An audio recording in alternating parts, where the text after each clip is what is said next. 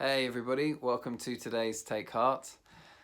One of the things that might have happened for us during lockdown is that we have become more aware of the darker sides of our character. And this is a bit depressing when we start to realise that we're actually quite insecure, or we've got a lot more shortcomings than maybe we'd admitted to ourselves. But also it can be for us a real opportunity, because God seems to do his best character formation. And that's part of the business God is in. He's saved us, but he's also sanctifying us. He's also transforming us that we will become like Jesus, and have his character from the inside out. God seems to do his best work of character formation in times of hardship and in times of struggle. And I suspect that's because we become a bit more open to him. A lot like when you put metal in a furnace or something, it becomes more malleable.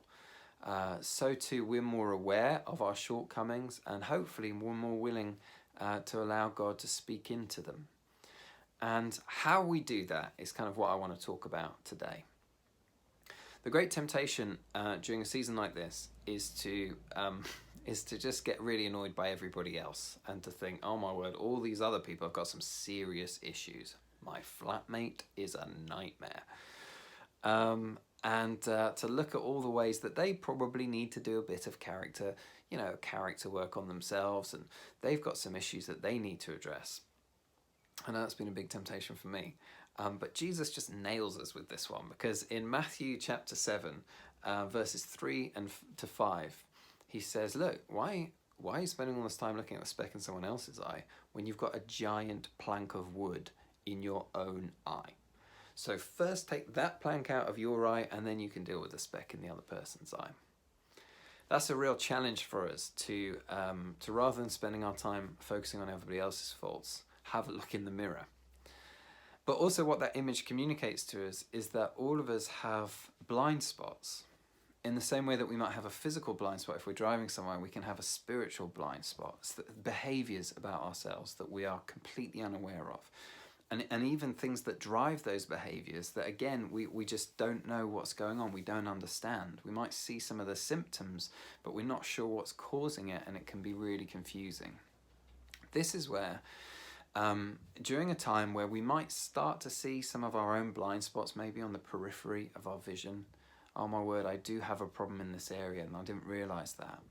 This is where we can bring this to God, bring this to the Holy Spirit, and ask him to help us. And I don't know if you've ever read Psalm 139, but it is one of my favourites.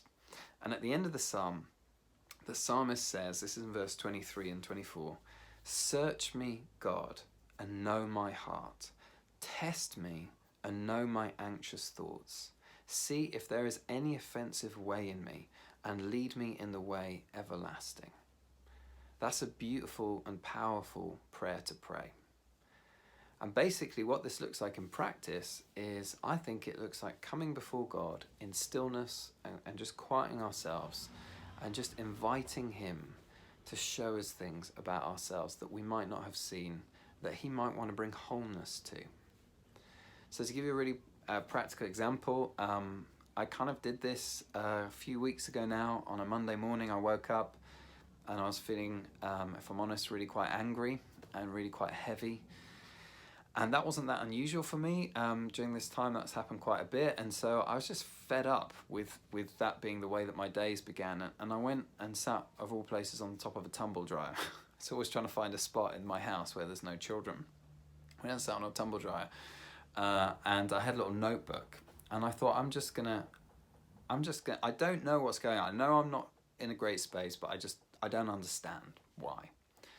And so I thought, I'm going to talk to God about this. And initially I just started by saying, this is how I think I'm doing. And just naming it. Number one, I'm really angry, mainly at myself for not being different and for not trusting you more. Number two, I feel really helpless. Helpless that I can't change. Helpless that I seem to be stuck in a cycle. Number three, I feel quite frustrated at virtually everybody else. I'm reacting disproportionately. I'm finding excuses to blame people, to be offended by people. And this is all going on, God. And I just sort of put it all out there. And then I said, is there anything you want to show me? And I just sat for a bit. And after a little while, I just felt like God spoke to me. And when I say that, it was very normal. It didn't feel like a voice. There wasn't a voice. It was just like a sense, like a feeling, like a nudge. It just came into my head like, oh, Andy, for you, the big thing that's going on is you're afraid of rejection. And you tie up your performance with being loved. So if you think you won't perform well, then you think you'll be rejected. You're afraid of that. Because of lockdown and all the pressures that you're under and having to juggle everything, you're unable to kind of put the hours in that you would normally put in to all sorts of different things. And so that fear is intensified here. And all these other emotions, the frustration, the anger, the helplessness, it's all flowing from that root, which is that fear of rejection. You're terrified of it. And I remember when I saw that, it was like a little penny dropping moment for me. Oh, that's what's going on. All this other stuff is the symptoms of it, but that's the root of it. And I wouldn't have seen that if I hadn't sat with the Holy Spirit and asked him to help me see what was going on. And it brought massive relief to me. And then what I was able to do when I identified what was happening is I was able to say, well, God, would you heal me from that? Now, for some of us, we might feel a bit nervous about asking God to show us things in ourselves that he wants to bring wholeness and healing to, because we already think, oh my word, I've already got enough issues I know about. You know what? I don't need God to show me any other ones. But think about it a bit like this.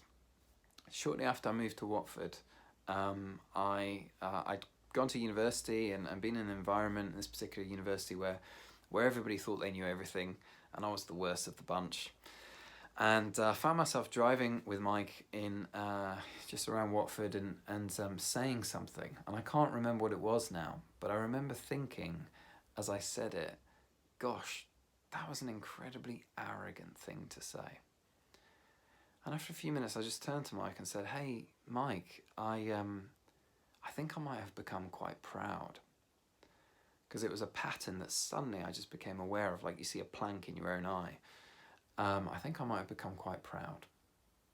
And I remember Mike paused for a minute and then he just said, and he said it so kindly to me, but he just said, yes, Andy, I've been meaning to talk to you about that.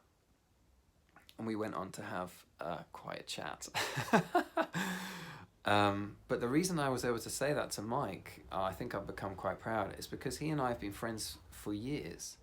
And I trust him completely. I know he's absolutely for me. He's totally got my back. So it was a safe space for me to say, hey, I think this is what I'm seeing in myself. Well, if that's true of our close friends, that is infinitely more true of our Father in heaven, who loves us. And if you read the rest of Psalm 139, like most of the psalm is actually the psalmist saying, you know what, you have searched me. And you do know me, and you know when I sit and when I rise, and before I speak, you know the words that I'm going to say, and you knit me together in my mother's womb, and your works are wonderful, and that means I'm wonderful. And there's nowhere I can go where you're not going to be, which means there's nowhere I can escape from your love, and you delight in me. And it's in that context, knowing that truth, that you are so for me, that it's safe to say, would you show me some stuff that maybe doesn't please you, or that you want to see me set free from because I'm your child? And would you help me to become free of it? It's such a safe space to bring it. Whenever we bring him those things that we struggle with, or we just ask him to help us grow to become like him, he responds with nothing but kindness and delight.